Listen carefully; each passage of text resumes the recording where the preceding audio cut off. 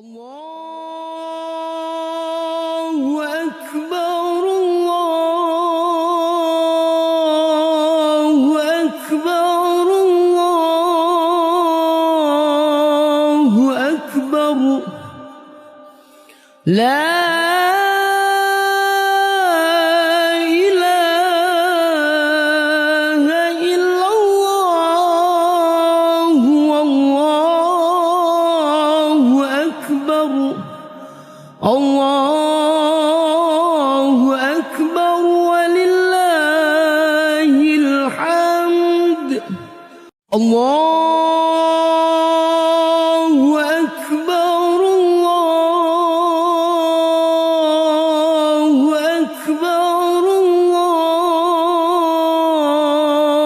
Allahu Akbar. La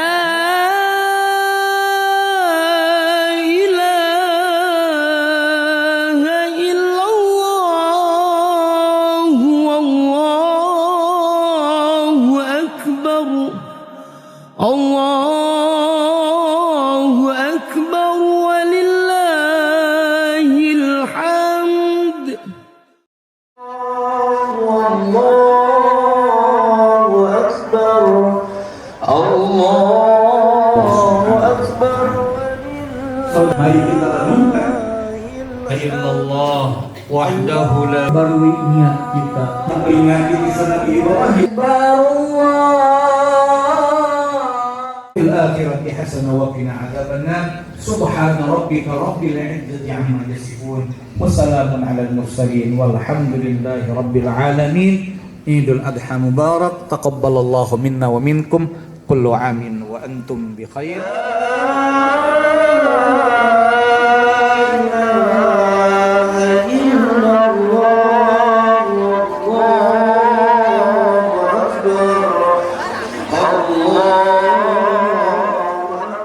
Waduh, makna Idul Adha buat saya adalah bagaimana kita membersihkan diri, bagaimana membunuh sifat-sifat kesombongan kita, bagaimana kita mau berkurban dengan harta yang terbaik untuk Allah Subhanahu wa taala.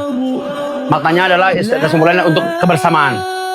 Dari mulai urus proses, dari mulai bagi-bagi kebersamaan. Pengalaman saya tempat lain mungkin kurang tertata rapi, kalau di sini semuanya dari mulai aspek komunikasi, aspek penyembelihan, peralatan, perlengkapan, fasilitasnya semuanya diperkirakan dengan baik-baik semuanya.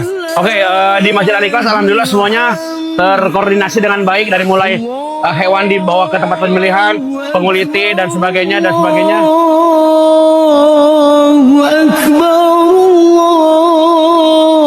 Allahu Akbar. La. Nah, kemudian dari pembuatan semuanya itu kita biasanya dari mulai jam 10 pagi sudah mulai terdudukan ke berbagai kampung di sekitaran masjid. Di Alilas ini ada sekitar 14 api dan 58 domba dan kambing. Idul Adha tahun ini 1447 Hijriah. Alhamdulillah Dekan Al-Ikhlas telah menjual 12 ekor sapi dan juga telah menerima 2 ekor sapi yang dititipkan dari jemaah secara langsung. Jadi total sapi yang akan disembelih di Masjid Al-Ikhlas sejumlah 14 ekor sapi. Terdiri dari 13 ekor sapi Bali dan 1 ekor sapi Pegon. Kalau pengkurbannya ada 50 domba untuk domba. Kalau untuk sapi kurang lebih sekitar ada 84 mudofi atau 84 orang yang berkurban. Tapi mustahiknya atau penerima hewan kurban itu sendiri kurang lebih sekitar 3.400 orang yang akan menerima sembaran daging kurban atau bisa kita bilang sebagai mustahik. Nah, awalnya kita dulu setelah Idul Fitri kita langsung membentuk panitia, tapi secara tidak resmi. Jadi yang kita bentuk pertama kali adalah tim pengadaan hewan kurban.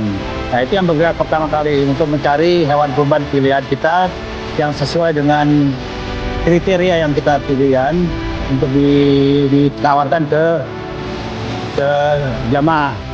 Hewan-hewan kurban itu kita ambil dari vendor-vendor di sekitar Bogor yang mempunyai mempunyai tempat untuk penggemukan. Setelah itu kita setiap minggu melakukan rapat koordinasi, biasanya tiap hari Sabtu setelah ada kajian subuh ya. Tiap hari Sabtu ya, kita melakukan koordinasi sampai hari H. Hewan-hewan kurban itu dikirim oleh vendor ke Alilas. Itu biasanya H-2 untuk domba, H-1 untuk sapi. Nah itu setelah turun dari truk, domba ataupun sapi itu kita timbang. Maksudnya untuk mendapatkan bobot dan untuk mendapatkan kalkulasi berapa besar daging yang kita dapatkan dari hasil penimbangan itu. Dari situ kita dapat misalnya berapa kilo, nanti berapa penerima daging kurban itu yang kita berikan. Panitia ini kalau nggak salah sampai 150 orang. Itu melibatkan jamaah, warga juga sekitar sini, dan juga ada juga dari santri-santri yang ada di sekitar ya.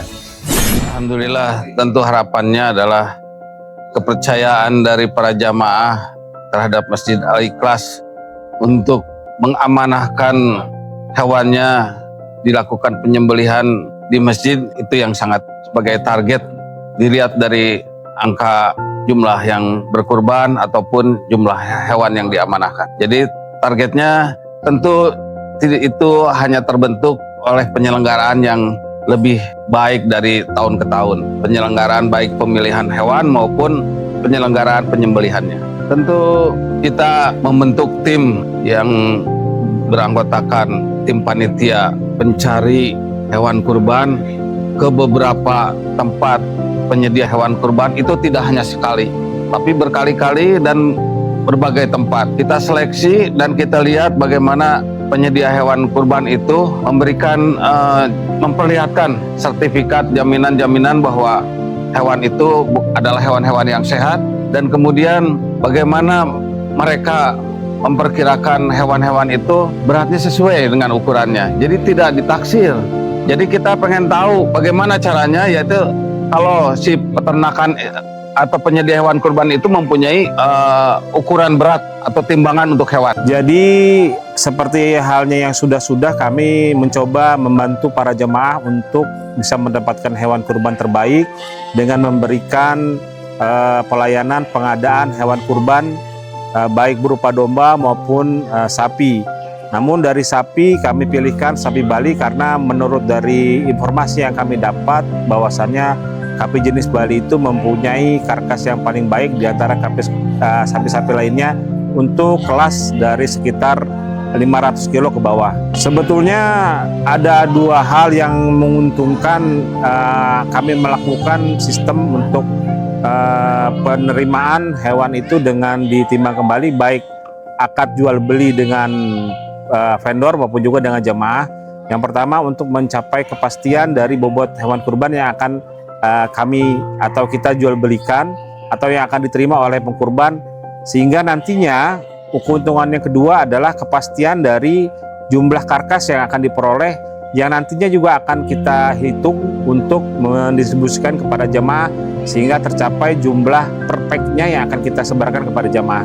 Karena kami di Kementerian Ikhlas sudah mencoba untuk memberikan untuk tahun ini minimal satu pack itu 1 kg berupa daging dan tulang. Kalau standar kelayakan hewan kurban pastinya pertama dimulai dari kita memilih vendor. Vendor yang kita pilih memang harus bukan vendor yang hanya sekedar musiman, tapi yang vendor yang kita pilih adalah vendor yang memang dicari bukan hanya berjualan tapi juga melakukan penggemukan. Karena hewan itu diberlakukan penggemukan secara ternak itu insya Allah memperoleh hasil daging yang bagus dan juga kualitas juga yang bagus dengan bobot yang juga pasti akan lebih baik daripada sapi-sapi hanya dijual musiman saja. Assalamualaikum warahmatullahi wabarakatuh.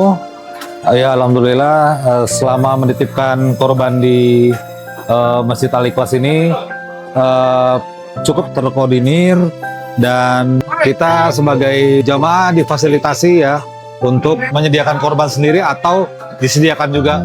Ya saya merasa sangat puas lah dilayani oleh tim dari Masjid Al-Ikhlas. Terima kasih panitia kurban Masjid Al-Ikhlas. Semoga kedepannya lebih lancar lagi. Alhamdulillah. Assalamualaikum warahmatullahi wabarakatuh. Halo, Assalamualaikum warahmatullahi wabarakatuh. Nama saya Hardian Hatta. Alhamdulillah sedang menyaksikan kurban sapi yang nggak tahu ya sapi yang keberapa, tapi alhamdulillah setiap tahun bisa berkurban di Masjid Al-Ikhlas. Senang di Masjid Al-Ikhlas karena yang pertama timbangannya real. Jadi apa yang kita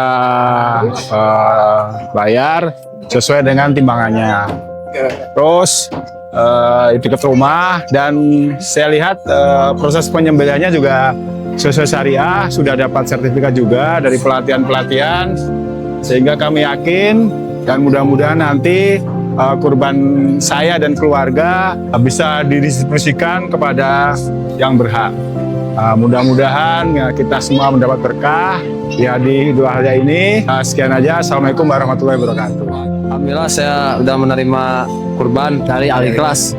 Terima kasih. Dari Kampung Pasir. Tahrul. Adam. Oke. Alhamdulillah saya datang dari warga Kampung Pasir dapat kurban buat keluarga saya. Ibu Yeni dari Kampung Pasir. Alhamdulillah saya menerima awan kurban dari Al-Ikhlas. Terima kasih banyak. Ibu Lina.